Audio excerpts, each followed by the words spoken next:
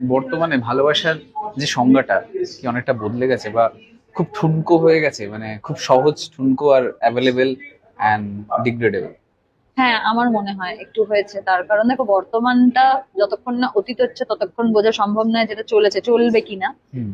But কেমন না, আমার যা দেখছো, মানে তোমার একটা, তুমি আশপাশটাতে, হয়তো 90s কিড হবে, তো আমি সেই, একদম হ্যাঁ, 90s, মানে একদম আমিও 90s মিলেনিয়ালস, কিড। একদম তো সেই মিলেনিয়ালস। সেই সময় আমরাও বুঝি আমার যে মনে সেই হয় সময়টা, এই যে সময়টা ফোনের যুগ এলো, কত কি হ্যাঁ, বদলে গেল। আমার মনে হয় এইটা একটা গন্ডগোল পাকিয়েছে ফোনটা, যেটা হচ্ছে যে এই যে তুমি সারাক্ষণ অ্যাভেলেবল, মানে চাইলেই একটা ফোন করে আমি পাচ্ছি, ইয়েস। চাইলেই একটা ছবি পাঠাতে পারছি, চাইলেই একটা মেসেজ করতে পারছি, এই যে constant constant availability availability, and এটা তো অপশনস। অপশন, কারণ ডেটিং অ্যাপস এন্ড এভরিথিং, কতটা স্যাড এটা ভাবো, যে আমার প্রেম আমাকে অ্যাপে গিয়ে খুঁজতে হচ্ছে, আমি কোনো মানুষকে, আমি তো, সামনাসামনি আমরা আমরা মিশছি। আগে কিভাবে মানে প্রেম হতো, বন্ধুর দেখা, বন্ধু, বন্ধুর তার বন্ধু, বন্ধু, রাস্তায় দেখা বায়া। হয়েছে, বাজারে দেখা হয়েছে, হোটেলে দেখা হয়েছে, মানে হুম। কোথাও পুজোতে ইভেন্টে, দেখা, ইভেন্টে, অনুষ্ঠানে, অনুষ্ঠানে, বিয়েতে, মানে it should be a at least face to face human connection. Connection. হুম।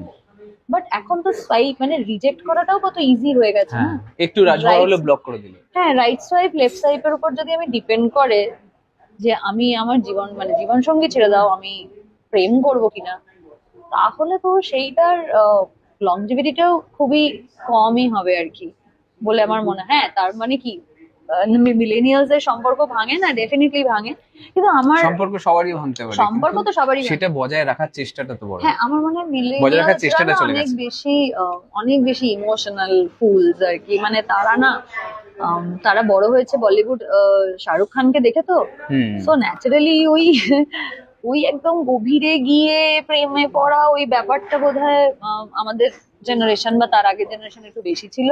হুম। তাই বেরোতেও অনেক সময় লাগতো, ঢুকতেও অনেক সময় লাগতো, হ্যাঁ। অ্যাভেলেবেল ছিল না সারাক্ষণ। আমার তো আর একজনকে নিয়ে সময় চলে যেত, মানে ভাবতে বয়ে যেত, ভাবতেই তো সময়, মানে আর তার সাথে কাজ। হ্যাঁ, মানে ধরো হুম।